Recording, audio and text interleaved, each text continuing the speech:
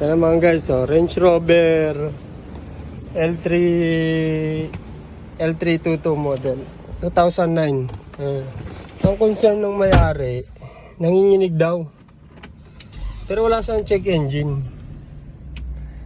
Pero ang napansin ko, nagalaw. May konting inig siya eh. Mararamdaman mo siya sa body. Buksan ko yung aircon. Nagalaw. Tsaka sa body, mararamdaman mo may konting inig. Tapos, pag binasahan mo siya ng fault, ang fault niya, ito lang. Pan to control unit. Control circuit state intermittent. Yan lang. Wala siyang ibang fault. Yan, dito ako sa PCM. Walang ibang fault. Pero pag nag-data red data stream ka na. Punta tayo sa misfire. Yan, mga misfire. Ayan, pag nag-misfire ka, yun. May misfire sa cylinder number 4. Tsaka sa 1. Pero yung 1, 7 lang eh. Baka nadadama yan dito eh.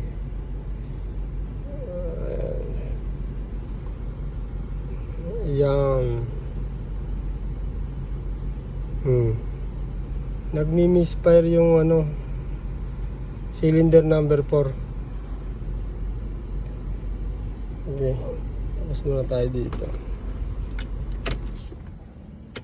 Nanginginig daw eh.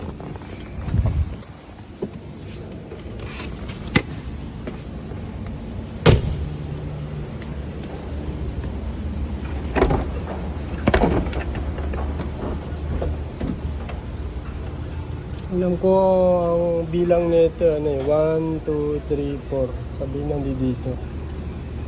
Tanggalin lang muna natin to.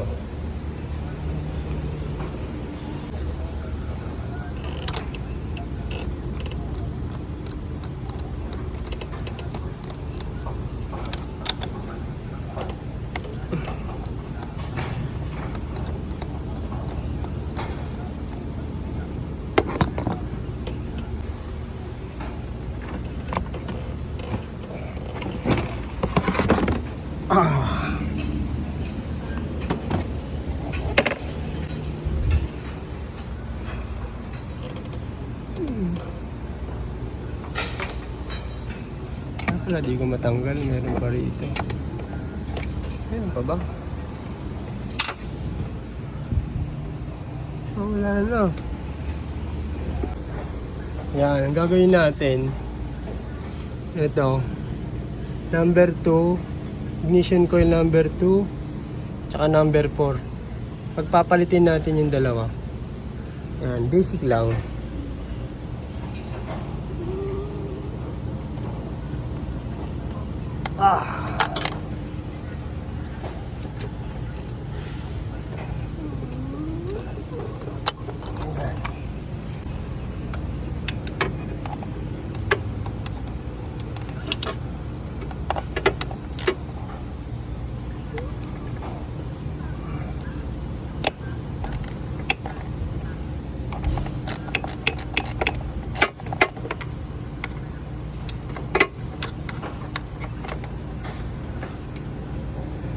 Tigas naman.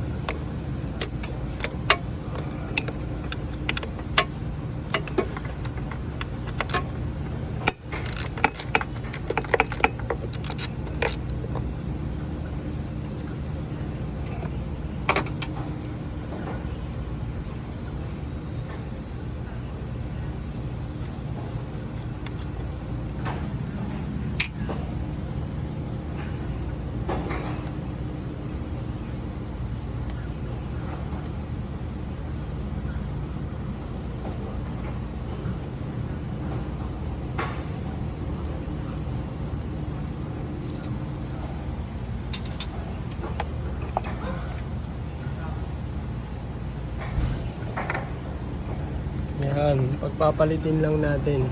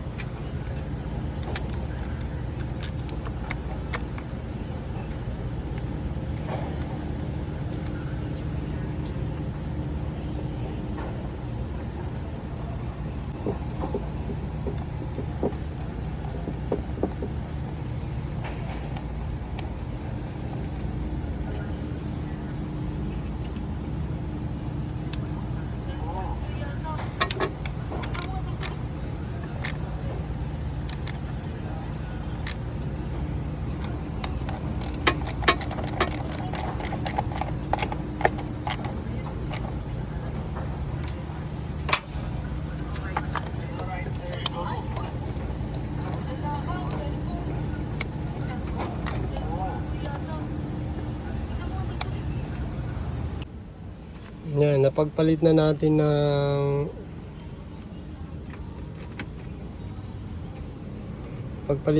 ng ignition coil. Tingnan natin kung lilipat yung ano.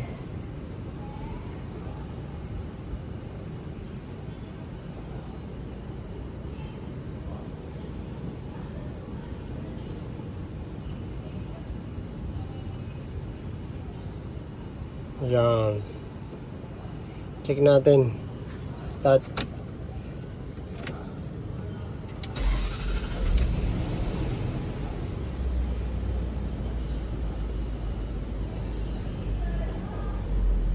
Ayan, oh. Oh.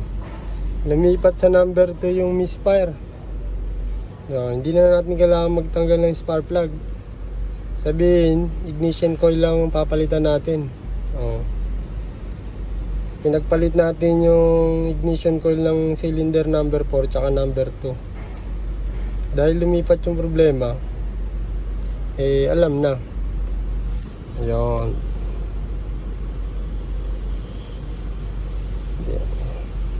Tingnan nyo guys yung gamit kong pan-diagnose.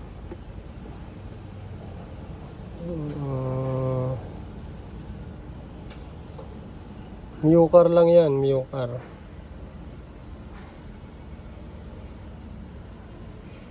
Sarili ko tong pan-diagnose guys eh. Ito kasi yung sa company oh. Wala siyang live data. Pang-check lang siya ng DTC, tsaka may mga special function siya. Pang-calibrate, pero wala siyang live data, kaya nung pangit dito. Kaya ginamit ko yung sarili kong ano. Yan, sarili kong scanner. Mewcar.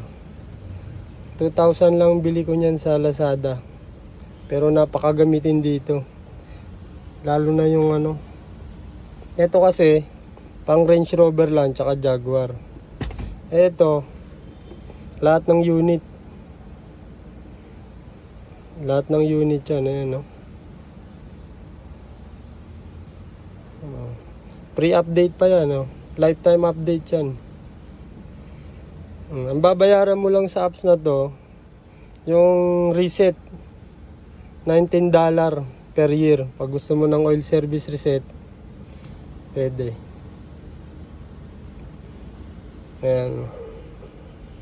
Maintenance function. Ayan, yan ang bibilin mo. Ano, kung gusto mo ng bleed, ayan, bayad ka $19, 0.95 or $20 per year. Yung binili ko to, may free na ano, oil tsaka steering reset, ayan, oil service reset. 1 year na may git tong ano, scanner ko. Kaya na-expire na. Yun lang. Thanks.